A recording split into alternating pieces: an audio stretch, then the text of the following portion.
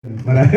Marami ganun. Ako lalo na yung pa-ending, Oh. yung sa beach. Oo, nagpikit. Oo. Kaya ako sabi ko, ito si Deng Deng, yung taga na naman barkada. Ngayon po nagparamdam ng totoong feeling.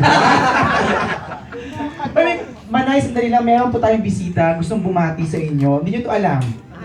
Magaling na aktor. Kasing galing din ni Coco Martin. Ito, please welcome Marco Masa. Ay, natin bulinggit si Marco Masa! Ayan, babati lang siya kasi syempre, no, anong oras na, ng petsa na. Marco, dali, bati ka na sa kanilang lahat. Hello po! Binata na si Marco. Tira ba? Salamat po at sana po panoorin niyo po yung Beauty and the Bestie at sa December na po yan. Malapit na po. Parang anytime lalabas yung pakpak na ng Angel, no? Parang ano ba ito? Ano role ni Marco? Anak po kasi po ako ni Ate Valerie, palagi po siyang wala. Si Ate Vice po ang nag-aalaga sa akin. Yan po.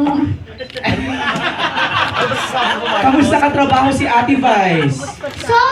Sobrang sarap po. Ay, Sabi ko si Kuya Coco. Sino mas magaling? Sino mas mabait? Si Ate Vice o si Kuya Coco? Parehas lang po. Kasi po, dati nga po nung hindi pa po ako artista, sabi ko po, gusto ko pong makita si Ate Vice at Kuya Coco. Ngayon po, natupad na po. Alam ko, yung bata ko pa, gusto ko pong mag-busy at Huwag mo naman ano, children na artist I know the children Maging ka. artist, hindi ka tuloy Ate Vice at saka ni Kuya Coco. Oo. Ay, talaga. Thank you, Marco. Malapakan natin si Marco.